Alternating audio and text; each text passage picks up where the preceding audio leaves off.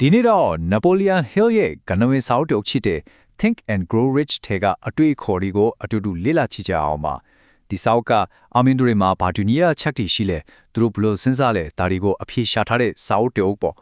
ဒီတွေ့ခေါ်တစ်ခုလုံးရဲ့အဓိကအချက်ကတကယ်တော့ရှင်းရှင်းလေးပါပဲကိုယ်စိတ်ထဲကအတွေ့တွေဟာတိကျတဲ့ရည်ရွယ်ချက်ဆွဲလွန်လာတွေနဲ့ပေါင်းဆက်လိုက်တဲ့အခါမှာတကယ်ကိုလက်တွေ့ပေါ်အဖြစ်ပြောင်းလဲတွားနိုင်တယ်ဆိုတာပါပဲ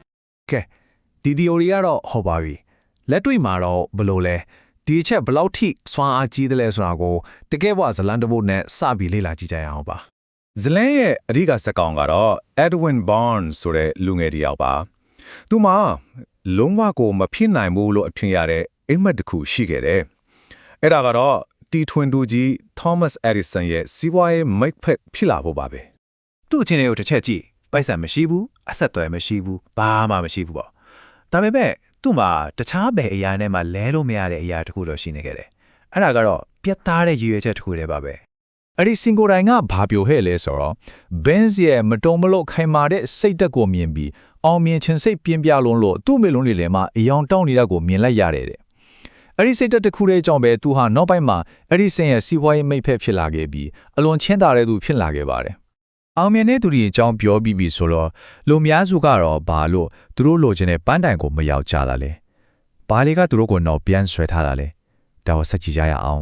ဒီစောက်ထိတ်ကအရန်နမက်ကြီးရဲ့ပေါင်ပြင်တစ်ပုတ်ရှိတယ်ရွှေနဲ့3ပေးအကွာတဲ့အောင်မြင်မှုနဲ့လက်တကန်းအလိုလေးမှာတဲ့အရှုံးပေးလိုက်ကြတဲ့အကြောင်းပေါ့တကယ်တော့အကြီးမားဆုံးအောင်မြင်မှုတွေဟာဂျာရှုံးမှုနဲ့တလန့်အကွာမှာပဲရှိနေတတ်တယ်လို့ဆိုပါတယ်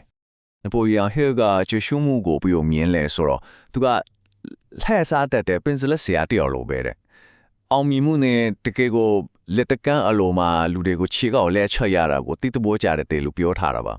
ဆိုတော့ဒီနေရာမှာစဉ်းစားစရာကကျွန်တော်ရဲ့စိတ်ကတန်လိုက်တစ်ခုလိုပဲကိုအများဆုံးတွေးနေတဲ့အရာကိုဆွဲငင်နေတာအဲ့တော့ကိုစိတ်ကစင်းရဲမွဲတင်မှုကိုဆွဲဆောင်နေတဲ့တန်လိုက်လားဒါမှမဟုတ်ချမ်းသာကြွယ်ဝမှုကိုဆွဲဆောင်နေတဲ့တန်လိုက်လားဆိုတာပါပဲဒါဆိုကြချုံမှုတွေကိုဘယ်လိုချော်လွှားလဲအောင်မြင်တဲ့သူတွေရဲ့စိတ်တွေကစိတ်ရန်ထရားကဘယ်လိုအလုပ်လုပ်တာလဲအဲ့ဒီကတော့ချက်ဒီကိုကြီးလိုက်ကြရအောင်ဗမာဆုံးနဲ့အရေးကြီးလုံးကတော့ပြင်းပြတဲ့စန္ဒ burning desire ပါ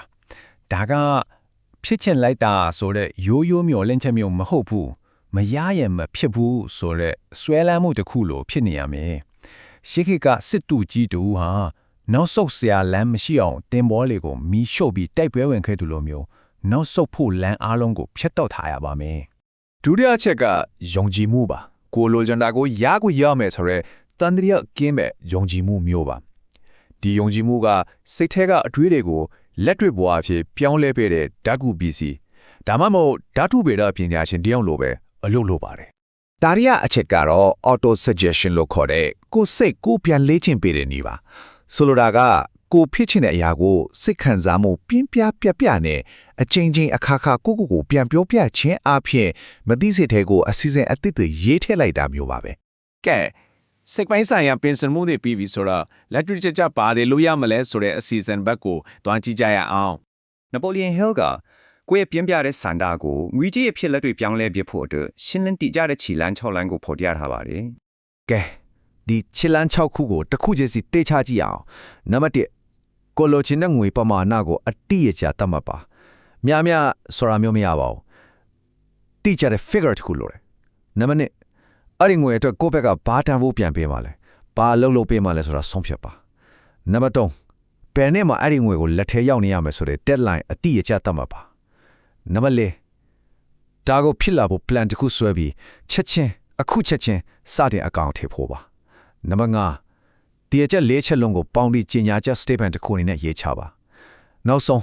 းနံပါတ်6ကအရေးကြီးဆုံးပဲအဲ့ဒီရေးချတဲ့စာကိုမနဲ့အရာထတဲ့ချင်းညအရာဝင်တဲ့ချင်းအတန်ထွက်ဖတ်ပြီးအဲ့ဒီပိတ်ဆက်နေကိုလက်ထဲမှာရှိနေပြီလို့တကယ်ကိုမြင်အောင်ခန်းစားရမှာပဲအစီအစဉ်တွေကိုအကောင့်အထည်ဖော်တဲ့နေတာမှာတယောက်တည်းလူတာချက်ပို့ပြီးစွမ်းအားကြီးတဲ့နီလန်တစ်ခုရှိပါသေးတယ်အဲ့ဒါကတော့ mastermind ပါဆိုလိုတာကရီမန်းချက်တူတဲ့တူတွေစိတ်တူကိုတူလူတွေအဖွဲ့တစ်ခုဖွဲ့ပြီးအတူတူလက်တွဲလုံးဆောင်တဲ့အခါတယောက်ချင်းစီရဲ့စွမ်းအားတွေပေါင်းလိုက်တာထက်အစာပေါင်းများစွာပိုကြီးတဲ့စူပေါင်းစွမ်းအင်တစ်ခုထပ်ပေါ်လာတဲ့ဆိုတဲ့သဘောတရားပါပဲကဲအဆုံးသတ်အနေနဲ့ကျွန်တော်တို့ရဲ့ကံကြမ္မာကိုတကယ်တမ်းပုံဖော်နေတဲ့အရာကဘာလဲဆိုတာကိုပြန်ပြီးအနစ်ချုပ်ချကြည့်အောင်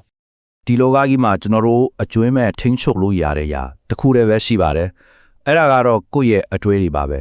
ဒီအတွေ့အကြုံကိုကမထိန်းချုပ်ဘူးဆိုရင်သူတို့ကကိုယ့်ဘဝကိုပြန်ထိန်းချုပ်တာပါလိမ့်မယ် ဒါပေမဲ့လူများစုကဒီစွမ်းအားကိုမသုံးပဲကြာရှုံးမှုကစင်ကြေတွေပဲပေးနေတတ်ကြတယ်ဥပမာအချိန်သာရှိရင်ပညာရေးချင်းသာကောင်းမယ်အခြေအနေတွေကမကောင်းလို့အခွင့်အရေးမရလို့ဒီလိုစင်ကြေတွေဟာကိုယ့်ကိုယ်ပြန်ချီထားတဲ့တန်ကြိုးတွေပါပဲ နောက်ဆုံးတော့လောကကြီးကကျွန်တော်တို့ရဲ့စင်ချွေတွေကိုစိတ်ဝင်စားပါဘူးသူသိချင်တာတစ်ခုပဲအောင်မြင်မှုရခဲ့လားမရခဲ့ဘူးလားဒါပါပဲရလကသာအဓိကကြပါပဲ ဒီစာအုပ်ကပေးတဲ့လမ်းညွှန်ချက်တွေအတိုင်းကြိုးစားရင်ရလာမယ့်ဆူလာကတန်ပါတယ်အဓိကမိကုံကတော့အဲ့ဒီပထမဆုံးခြေလှမ်းကိုစတင်ဖို့အစင်သင့်ဖြစ်ပြီလားဆိုတာပါပဲ